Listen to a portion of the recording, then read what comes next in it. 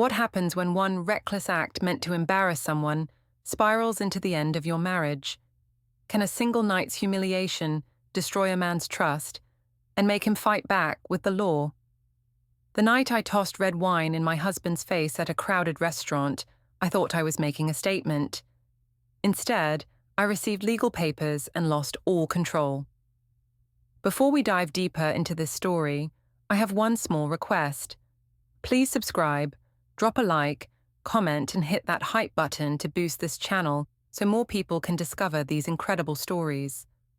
The moment I saw Simon reading his newspaper at breakfast, instead of looking at me, I knew I'd had enough.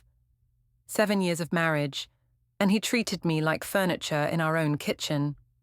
"Simon," I said, stirring my coffee with more force than necessary, "we need to talk." He glanced up briefly, his brown eyes already distant. "About what, Aurelia? I've got to leave for work in 10 minutes. About us, about how you never really see me anymore." I set my mug down hard enough to make him flinch. "When's the last time you told me I looked beautiful? When's the last time you planned a date night?" Simon folded his newspaper with precise movements, the way he did everything. Methodical, boring. "We went to dinner last month for your birthday."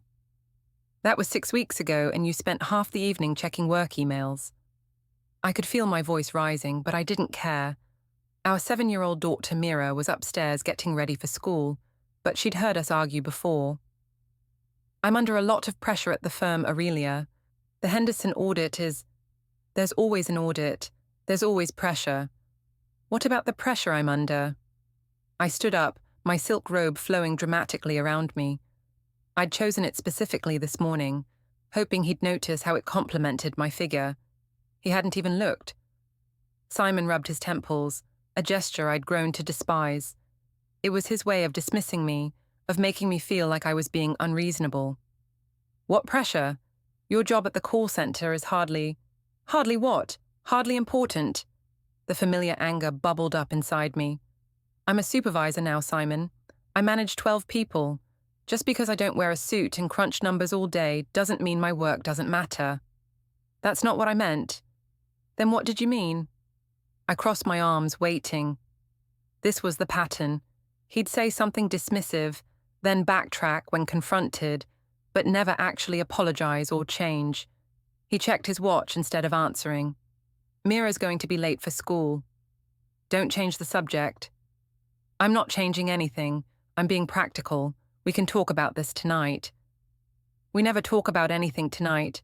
You come home, eat dinner in silence, help Mira with homework, and fall asleep watching the news." Simon stood up, straightening his tie. The same navy tie he'd worn twice this week already. Even his wardrobe was predictable. "What do you want from me, Aurelia?" "I want you to care. I want you to show some emotion, some passion. I want you to fight for us instead of just existing." For a moment, something flickered in his eyes. Pain, maybe, but it was gone so quickly I might have imagined it. "I do care," he said quietly. "I work 60 hours a week to provide for this family. I come home every night. I don't drink. I don't gamble. I don't..." "You don't live," I interrupted. "You go through the motions, but you don't actually live, and you're making me feel dead inside too." Mira's footsteps thundered down the stairs, her backpack bouncing against her small frame. "Daddy, can you drive me to school today? Mummy was crying in the car yesterday, and I don't want her to be sad again." The words hit me like a slap. I hadn't realized Mira had noticed. Simon's jaw tightened, and for a second I thought he might actually say something real, something raw. Instead, he kissed Mira's forehead and picked up his briefcase. "Of course, sweetheart. Go get in the car." After they left, I sat alone in our pristine kitchen, surrounded by the life I'd built, but somehow felt trapped in. The granite countertops Simon had insisted on, the stainless steel appliances that showed every fingerprint, the family photos where we all smiled but never looked truly happy. My phone buzzed on the counter. A text message. "Morning, gorgeous. Hope your day is as beautiful as you are." "J. Jasper." my coworker who'd started in our department 3 months ago. He was everything Simon wasn't: spontaneous, flirtatious, alive. He noticed when I wore a new lipstick. He complimented my laugh. He made me feel like a woman instead of just a wife and mother going through the motions. I typed back quickly, "You always know exactly what to say. That's because you inspire me. Coffee later?"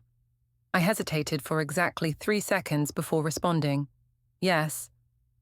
Later that evening, my sister Diana called while I was loading the dishwasher. Simon was in his study, door closed, working on some spreadsheet that was apparently more important than spending time with his family. "You sound frustrated," Diana said after I'd vented about the morning's argument. "I am frustrated. I'm 35 years old, Diana. I should be in my prime, but I feel invisible in my own marriage." "You deserve better than that, Aurelia. You're beautiful, intelligent, successful in your own right. Simon should be grateful to have you." Diana had always been my champion, even when we were kids. 2 years younger, but infinitely more supportive than our parents had ever been. She understood what it was like to want more from life. "Sometimes I wonder what would have happened if I'd never settled down so young," I admitted, wiping down the counter for the 3rd time. "Other women my age are out there living, dating exciting men, having adventures." "It's not too late," Diana said softly. "You're not dead, Aurelia. You don't have to accept a marriage that makes you miserable." After we hung up, I found myself staring at Jasper's contact information in my phone. He'd given me his number for work purposes, but the way he'd looked at me when he wrote it down had nothing to do with call center schedules. Simon emerged from his study at 11 p.m., looking tired and distant as always. "I'm going to bed," he announced, not asking if I wanted to join him or even saying goodnight properly. "Simon, wait." I followed him toward the stairs. "Can we please try to work on this? On us?" He paused with his hand on the banister. "Work on what exactly?" "Our connection, our marriage. I feel like we're strangers living in the same house." "I don't know what you want me to say, Aurelia. I'm doing the best I can." "But it's not enough," I said, the words spilling out before I could stop them. "I need more than just your presence. I need to feel desired, appreciated, alive." Simon's mother Helen had warned me about this when we were engaged. She'd pulled me aside at our rehearsal dinner and said, "My son is a good man, but he's not demonstrative. If you need constant validation, you might want to reconsider." I'd been offended at the time, but now her words echoed in my head. Maybe she'd seen something I'd been too young and in love to recognize. "I'm sorry you feel that way," Simon said finally, "but I can't be someone I'm not. I'm not asking you to change who you are. I'm asking you to show who you are, to let me in." He looked at me for a long moment, and I thought maybe, finally, we were going to have a real conversation. Instead, he just nodded and continued upstairs. I stood alone in the hallway, listening to him brush his teeth and go through his nightly routine without me. When I finally joined him in bed an hour later, he was already asleep, turned away from me, leaving a cold expanse of mattress between us. That's when I made the decision that would change everything. I picked up my phone and texted Jasper, "Are you awake?" His response came immediately. "For you. Always.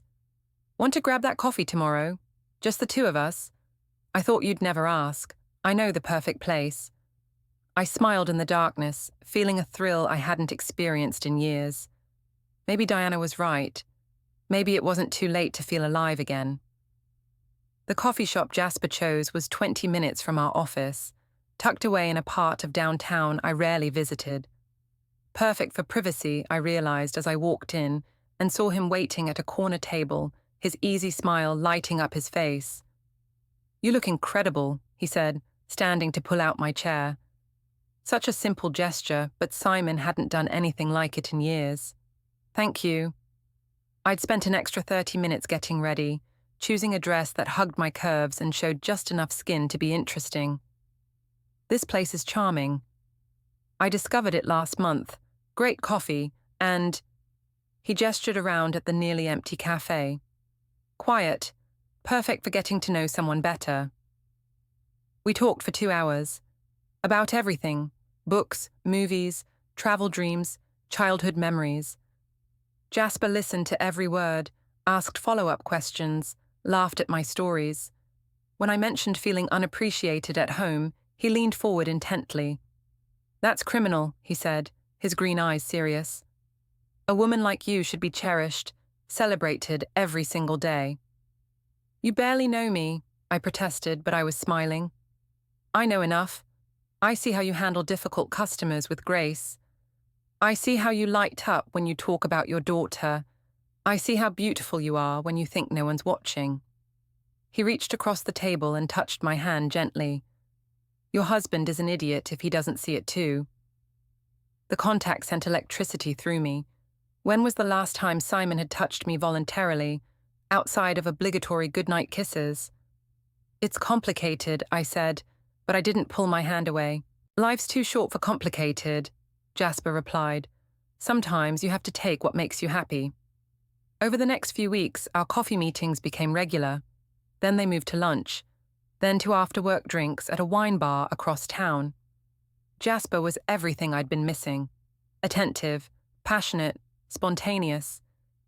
He sent me good morning texts that made me smile. He remembered details about my day and asked about them later. He made me feel beautiful and desired and alive.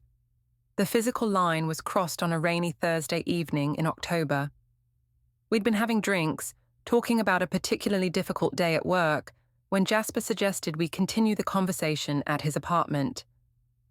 "I shouldn't," I said, but even as the words left my mouth, I was gathering my purse. "You should do whatever makes you happy, Aurelia. You deserve happiness." His apartment was everything Simon's wasn't: artistic, eclectic, full of personality. Books stacked everywhere, interesting artwork on the walls, music playing softly in the background. It felt alive. "This is really nice," I said, accepting the wine he offered. "It's not much, but it's mine." He sat beside me on the couch, close enough that I could smell his cologne. "I'm glad you're here." When he kissed me, I didn't resist. For the first time in years, I felt wanted, desired, beautiful. Simon's face flashed through my mind for a moment, but I pushed the guilt away. This wasn't about hurting him. This was about saving myself from a marriage that was slowly suffocating me. Afterwards, lying in Jasper's arms, I felt more alive than I had in years. "I should go," I said, but I made no move to leave. "Stay a little longer," he murmured against my hair. "The world can wait." But the world couldn't wait. My phone had been buzzing with missed calls and texts from Simon. "Where are you? Mira's asking for you. Called the office, they said you left at 5. It's almost 9. Please just let me know you're safe." The guilt hit me like a wave, but underneath it was something else. Satisfaction. Finally, Simon was paying attention. Finally, he was worried about me, wondering where I was, what I was doing. "I have to go," I said, sitting up and reaching for my clothes. "Everything okay?" "Just family stuff, nothing I can't handle." Jasper watched me dress, his expression unreadable. "Will I see you tomorrow?" "Of course, we work together, remember?" "You know what I mean." I leaned down and kissed him softly. "Yes, you'll see me tomorrow." The drive home was a blur of guilt and exhilaration. I'd crossed a line I never thought I would, but I didn't regret it. For the first time in years, I felt like myself again. Not just Simon's wife or Mira's mother, but Aurelia. A woman with her own desires and needs. Simon was waiting in the living room when I walked in, still in his work clothes despite the late hour. "Where were you?" His voice was carefully controlled, but I could hear the underlying concern. "Work ran late, then I grabbed drinks with Caroline." The lie came easily. "I texted you." "No, you didn't." I pulled out my phone and quickly typed a message, then showed him the screen. "See? Must have been a delay in sending." Simon looked at the timestamp, 9:47 p.m., but didn't comment on the obvious discrepancy. That was Simon all over. He'd rather avoid confrontation than call me out on an obvious lie. Mira was upset. She wanted you to read her bedtime story. I'll make it up to her tomorrow. I started toward the stairs, eager to shower and wash away the evidence of my evening. Aurelia. Simon's voice stopped me. Is everything okay? You've seemed different lately. For a moment I considered telling him everything, about how lonely I felt, how invisible, how desperate I was for connection. But looking at his tired face, his rumpled shirt, his complete lack of understanding about what I needed, I realized it wouldn't matter. I'm fine, Simon, just stressed about work. He nodded, accepting the explanation because it was easier than digging deeper. Okay, well, good night. Good night. The next day at work, Jasper was waiting by my desk with coffee and a smile. Good morning, beautiful. Sleep well? Eventually, I said, accepting the coffee gratefully. Around us, the call center was coming to life, agents logging into their systems, supervisors reviewing the day's metrics, the familiar hum of productivity beginning. I was thinking, Jasper said, leaning against my desk in a way that looked casual but put him close enough for private conversation. Maybe we could grab lunch today. I know a place. I don't know. Yesterday was perfect, he said softly. Don't overthink it, Aurelia. We're both adults. We both deserve to be happy. Caroline appeared at my elbow, her timing impeccable as always. Morning, you two. You both look cheerful today. Just a good morning, I said quickly. Caroline's eyes darted between us, taking in Jasper's proximity, my flushed cheeks, the coffee he'd brought me. Caroline had been my friend for 8 years, since we'd started at the call center the same week. She knew me well enough to read the signs. Jasper, could you give us a minute?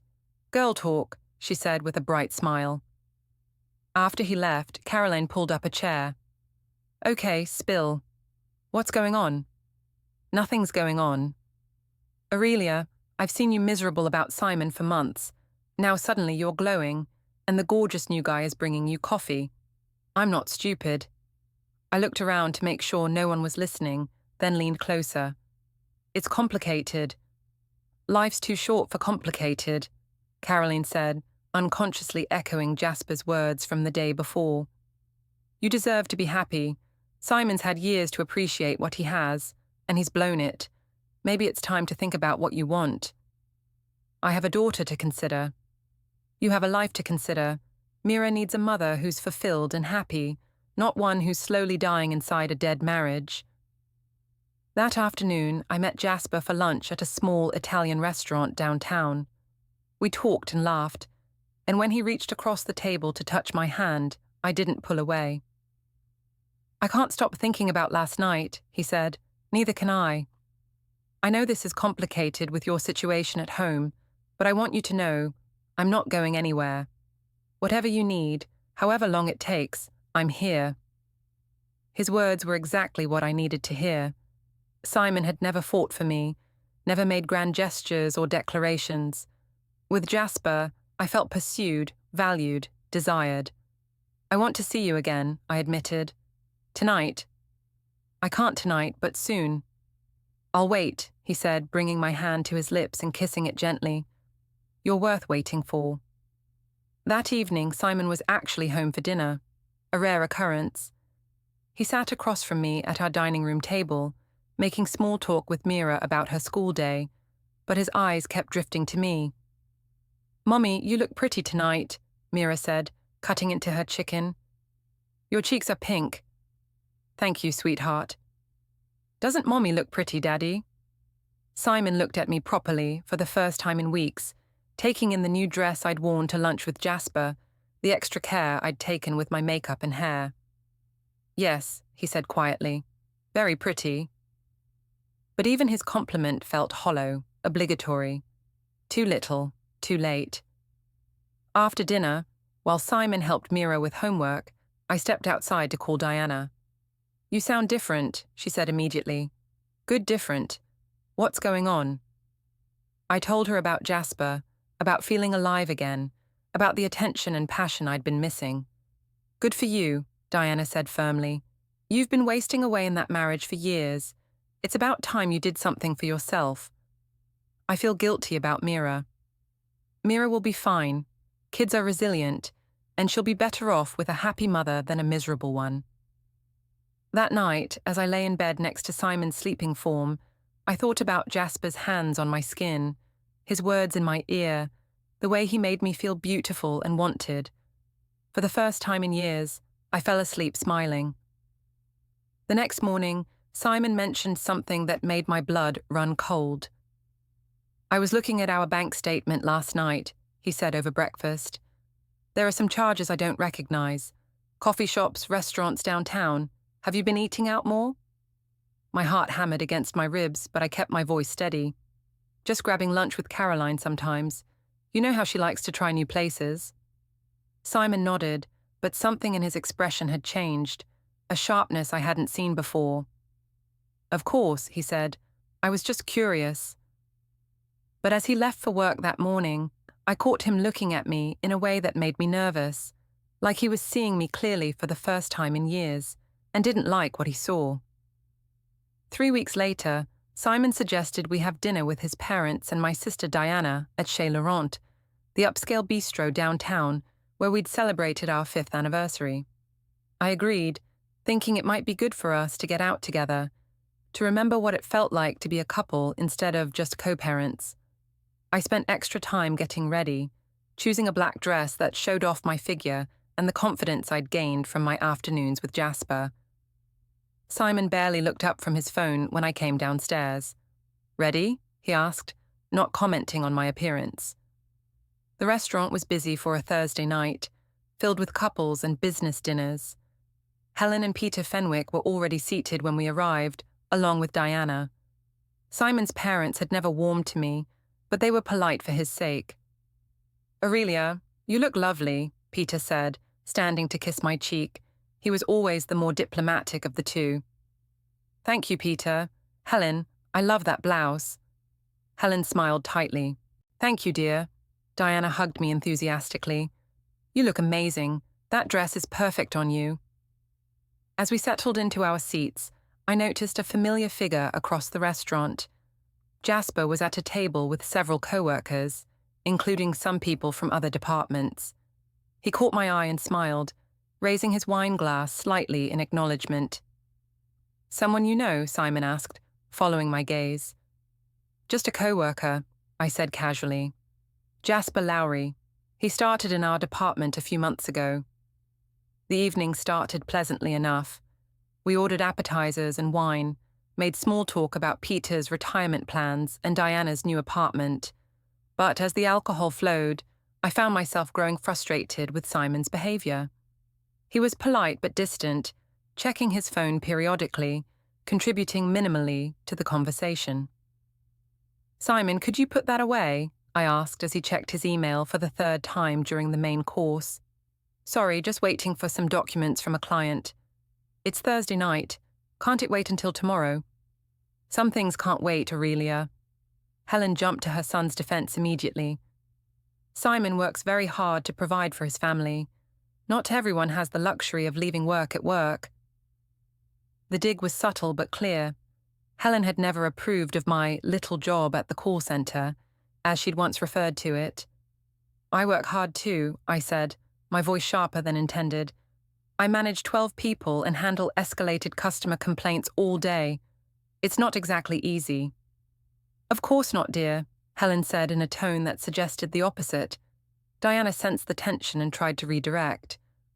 "Mum and Dad are thinking of visiting next month. They want to see Mira." "That would be nice," Simon said, still scrolling through his phone. I looked across the restaurant and saw Jasper watching our table. When he caught my eye, he smiled and mouthed, "Beautiful," while pointing at me.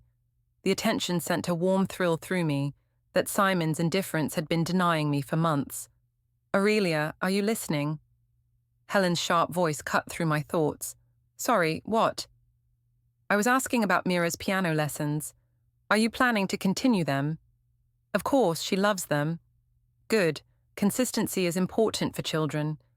They need stability, routine, Parents who are present and focused. Another dig. I took a large sip of wine and felt my temper rising. Mira has plenty of stability, I said. She's a happy, well-adjusted child. Of course she is, Peter said quickly, sensing trouble. You're both wonderful parents. Simon finally put his phone away and rejoined the conversation. Sorry about that. The Henderson audit is wrapping up tomorrow, and there were some last-minute issues. Always an audit, I muttered. What was that? Nothing. Just, there's always something more important than being present with your family. Simon's jaw tightened. That's not fair, Aurelia. Everything I do is for this family. Is it? Or is it because you'd rather hide behind spreadsheets than deal with real life? The table went quiet. Diana looked uncomfortable. Peter studied his wine glass, and Helen's disapproval was practically radiating from her. Aurelia, Simon said quietly, maybe we should discuss this at home. Why? Because it's embarrassing to admit that we barely talk anymore? That we're like strangers living in the same house? That's enough, Helen said sharply. This is neither the time nor the place for this discussion. With all due respect, Helen, this is between Simon and me. Not when you're making a scene in a public restaurant, it's not. I looked around and realized other diners were starting to stare. Across the room, Jasper was watching with concern. The attention from him, combined with Simon's continued indifference and Helen's criticism, made something snap inside me. You want to talk about making a scene? I stood up, my voice rising. Let's talk about how your son has checked out of our marriage. How he'd rather work than spend time with his wife. How he makes me feel invisible in my own home. Aurelia, please sit down, Simon said, his face flushing with embarrassment. No, I won't sit down. I'm tired of pretending everything is fine when it's not. I'm tired of being the perfect wife who never complains while you ignore me. Diana reached for my arm. Aurelia, honey, maybe what? Maybe I should just accept being ignored. Maybe I should be grateful for a husband who treats me like a roommate. I saw Jasper start to rise from his table, probably to intervene, but I was beyond caring about propriety or consequences.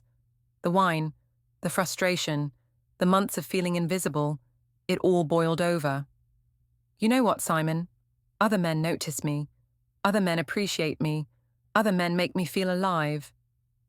The words hung in the air like a bomb waiting to explode. Simon's face went completely white. What is that supposed to mean? He asked quietly. It means I'm still a woman, even if you've forgotten that fact. I saw Jasper moving closer, probably to diffuse the situation, but his proximity only made me more reckless. Here was proof that I was still desirable, still worth pursuing, while my own husband sat there looking embarrassed rather than fighting for me. You see that man over there? I pointed toward Jasper, who froze mid-step. He's been flirting with me for months, and you know what? It feels good to be noticed, to be appreciated, to be treated like I matter. Helen gasped. Peter looked mortified. Diana's eyes were wide with shock. Simon stood up slowly, his movements careful and controlled. Are you having an affair?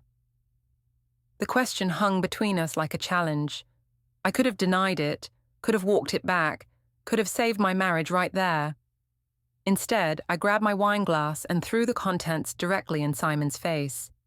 The red wine splashed across his white shirt, dripped from his hair, stained his skin. The entire restaurant went silent. Every conversation stopped. Every head turned toward us. Simon stood there for a moment, wine dripping from his chin, his expression completely unreadable. Then he picked up his napkin, wiped his face with quiet dignity, and looked me straight in the eye.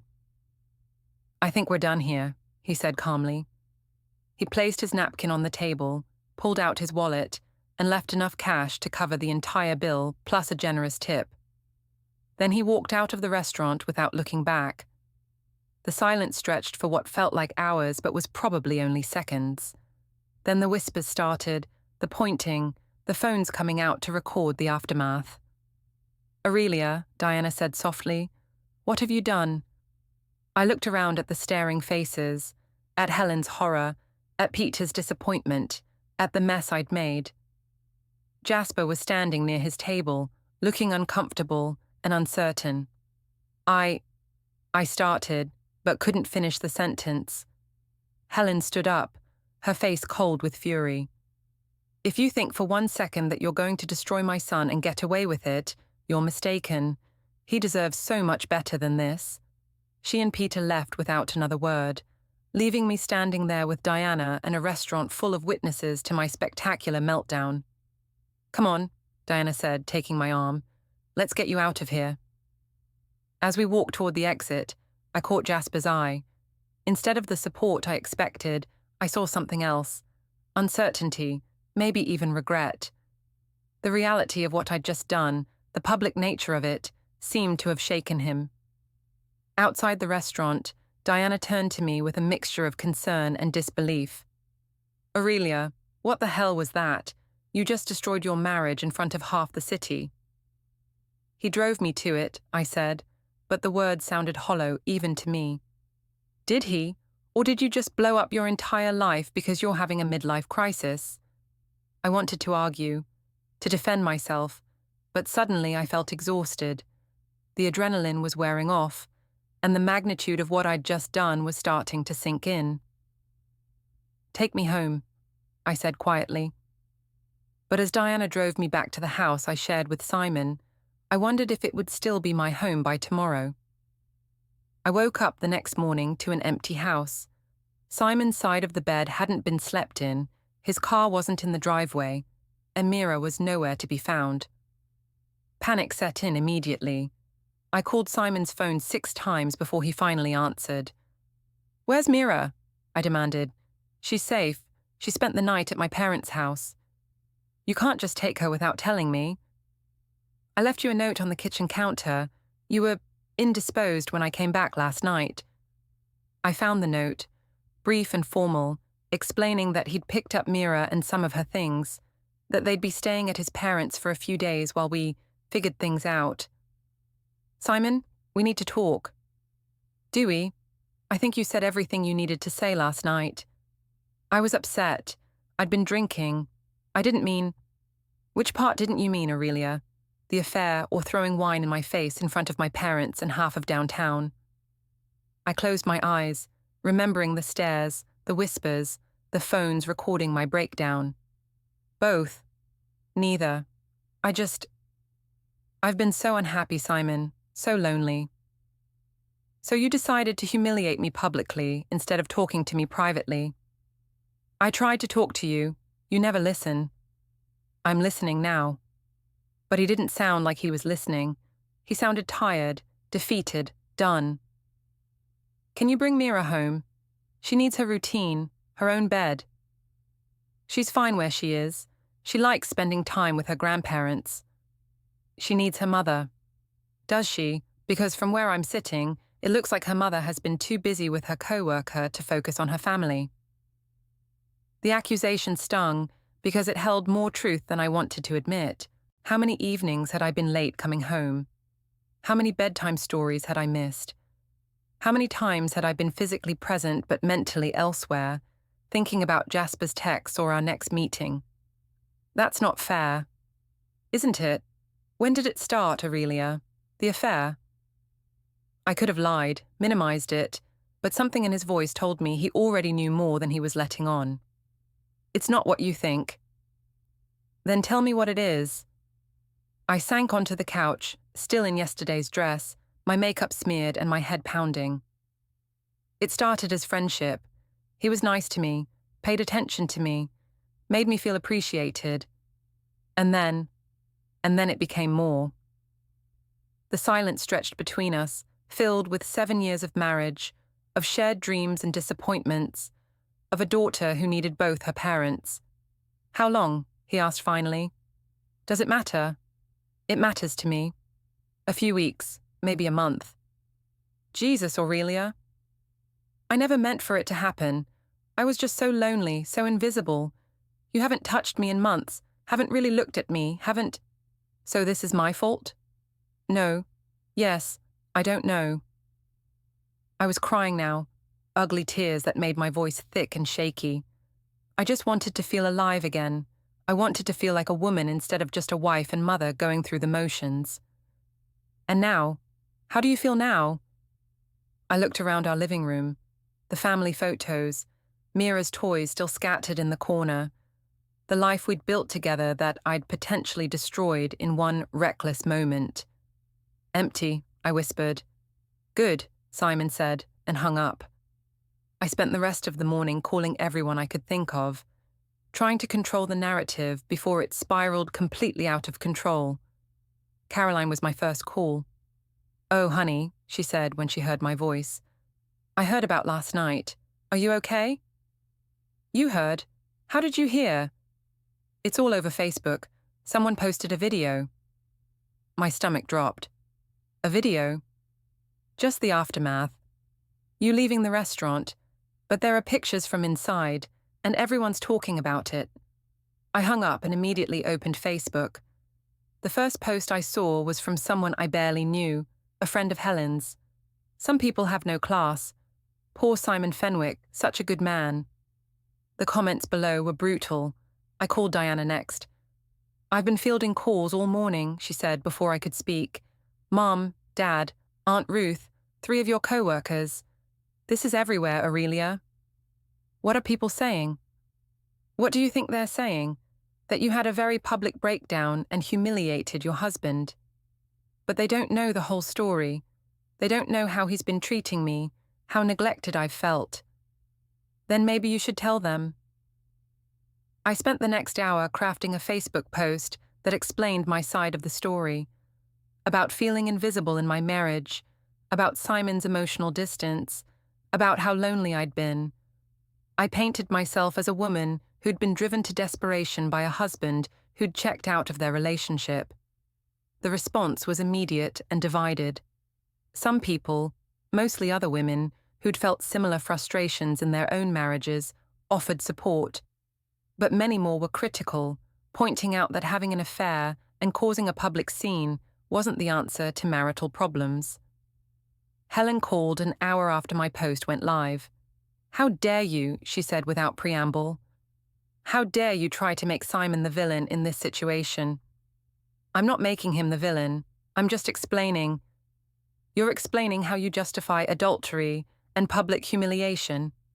You're explaining how a grown woman acts like a teenager having a tantrum.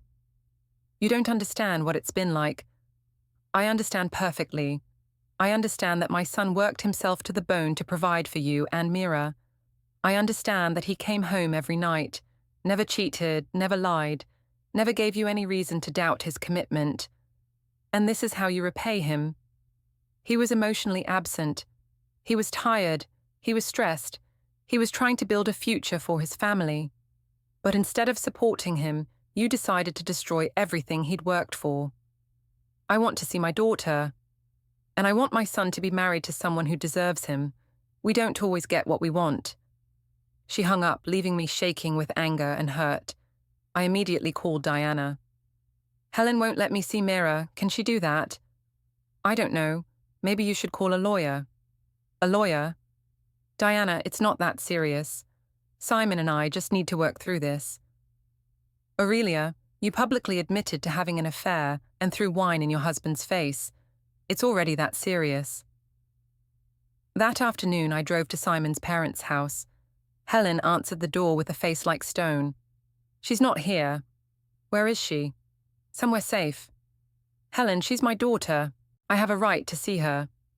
"You had a right to think about her before you decided to blow up her family." "I made a mistake. I'm trying to fix it." "Some things can't be fixed, Aurelia. Some lines can't be uncrossed." She closed the door in my face, leaving me standing on the porch of the house where I'd spent countless holidays and family dinners, now feeling like a stranger. I drove to Simon's office next, but the receptionist told me he wasn't available and couldn't say when he would be. I waited in the parking garage for 2 hours, but he never appeared. That evening, Caroline came over with wine and takeout Chinese food. "You look terrible," she said, which was probably true. I hadn't showered, hadn't changed clothes, hadn't eaten anything all day. "I feel terrible. I think I've ruined everything." "Maybe not. Maybe this was the wake-up call your marriage needed. Maybe now you can both be honest about what you want. What if what I want isn't available anymore? Caroline poured us both generous glasses of wine. Then maybe it's time to figure out what comes next. I keep thinking about Mira. How is she going to understand this? How do I explain to a 7-year-old that Mommy made some very bad choices? Kids are resilient, and maybe she'll be better off seeing you happy and authentic rather than miserable and pretending. Am I happy? I don't even know anymore. My phone buzzed with a text from Jasper. Heard about last night. Are you okay? Want to talk? I stared at the message for a long time before responding. Not tonight. I need to figure some things out. I'm here if you need me. But looking at his words on the screen, I realized I wasn't sure I needed him anymore. The thrill of the affair, the excitement of feeling desired and appreciated, it all felt hollow now, compared to the weight of what I'd lost. Do you think Simon will forgive me? I asked Caroline. She was quiet for a long moment. I don't know, honey. What you did, it wasn't just private betrayal. It was public humiliation. That's harder to come back from. But people work through affairs all the time. People work through private affairs. What you did was different. That night, alone in my empty house, I tried to imagine what came next. Divorce, custody battles, starting over at 35 with a reputation in ruins and a daughter who might never forgive me. I fell asleep on the couch, still in yesterday's clothes, dreaming of red wine and broken glass, and Simon's face as he walked away from me with quiet dignity intact. When I woke up the next morning, there was an envelope that had been slipped under my front door. Official-looking, thick, with my name typed on expensive letterhead.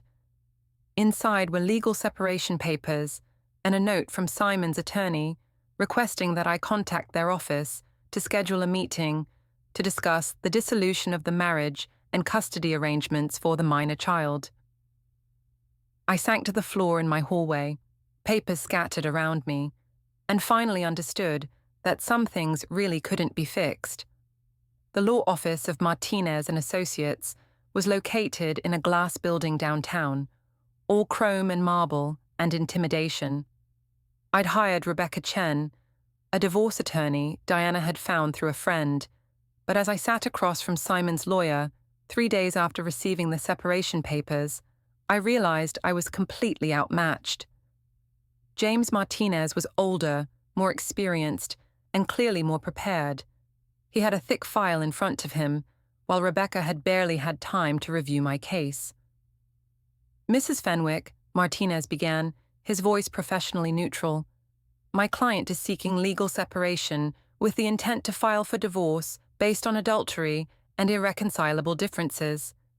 He's also requesting primary custody of the minor child. Primary custody? I looked at Rebecca, who squeezed my hand supportively. He can't do that. I'm her mother. Mr. Fenwick has documented concerns about the stability of the home environment, Martinez continued, opening his file. He's prepared to present evidence of the extramarital affair, the public incident at Chez Laurent, and what he considers to be a pattern of behavior that's detrimental to the child's well-being. What pattern? I'm a good mother. Martinez pulled out a series of photographs, security camera footage from my office building, time-stamped and dated, showing me and Jasper leaving together after hours on multiple occasions. Bank statements with highlighted charges, coffee shops, restaurants, rideshare services to addresses that weren't work or home. These charges, he said, pointing to the highlighted entries, correspond to locations near Mr. Lowry's apartment. The timestamps show a pattern of deception regarding your whereabouts. The manila folder sat on the conference table like a loaded gun. Martinez slid it toward Rebecca with 2 fingers, the way you'd handle something contaminated. Page after page of my life, printed and highlighted. An email from Jasper, 11:47 p.m. Wear the black dress tomorrow, the one I like taking off. My reply, 3 minutes later, Simon thinks I'm at book club. I'll be there by 9. A screenshot of my phone's location history. Dots forming a perfect trail from our house to Jasper's loft, twice a week for 4 months. Rebecca's pen stopped moving. She didn't look at me. Supervised visitation, Martinez repeated, calm as a funeral director. Until the court is satisfied, Mrs. Fenwick poses no emotional risk to the minor child. I laughed. It came out cracked. I'm her mother. You're the woman who screamed at her father in a crowded restaurant and then threw Merlot in his face while their daughter watched from the car, he said. The court has the video. I felt the room tilt. Rebecca finally spoke. We'll need time to review. You have until tomorrow, Martinez said. After that, Mr. Fenwick files for emergency temporary custody. He'd rather not, but he will. He left the folder and walked out. That night at the wine bar, Jasper kept checking his watch. So, he said, swirling his Pinot like nothing was wrong, how bad is it? Bad enough that Simon has every text we ever sent. Bad enough that I might only see my daughter with a social worker in the room. He winced. Jesus, I'm sorry, Aurelia. Are you? He set the glass down. Look, I feel terrible, but HR called me in today. They're opening an investigation. Jasper and a married subordinate. Public scandal. My partnership votes next quarter. The cold thing in my stomach turned to ice. So that's it? I asked. The second it stops being fun, you vanish. I'm not vanishing. I'm being realistic. You're still married. You have a kid. This was a moment, a beautiful moment, but don't, I stood up. Don't dress it up like we were some tragic love story. You were fine with me as long as I was the one risking everything. I left him with the check and 2 full glasses. The next morning, Channel 7 ran the restaurant footage on a loop. They blurred my face, but everyone I'd ever met still texted, "Is that you?" By noon, the reporters were camped on my lawn. By 3, my boss called. Don't come in tomorrow, she said, voice tight. Or ever, honestly. Legal is drafting the separation agreement. You'll get the details by courier. I hung up and sat on the kitchen floor, the same floor where Mira used to line up her toy horses, and cried until my ribs hurt. Diana found me there at dusk. She didn't hug me. She just opened a bottle of wine, poured 2 glasses, and handed me one. You want the truth, she said. Please. You didn't blow up your life because you were unhappy. You blew it up because you wanted to feel something stronger than ordinary. And now you get to feel something stronger. Regret. Welcome to the deep end. I stared at her. What do I do? You start by stopping the performance. No more villain era, no more victim era. Just a woman who fucked up spectacularly and has to clean it up one true thing at a time. She stayed until midnight, making me eat pasta and delete Jasper's number while she watched. The next day, I called Rebecca and told her to offer whatever Simon wanted. No fight, no counters, just the fastest path to supervised visits, turning into unsupervised ones. Then I sat down and wrote Mira a letter I wasn't allowed to give her yet. Sweet girl, Mommy made grown-up mistakes that hurt people I love, including you. I thought I was looking for happy, but I was really running away from hard. I'm done running. I'm going to become someone safe for you to come home to, even if it takes years. I love you bigger than the sky, Mummy. I sealed it and put it in a box with the black dress I'd never wear again. Some nights I still hear the glass shatter from that restaurant, the collective intake of breath when the wine hit Simon's shirt. I used to think that was the moment everything broke. It wasn't.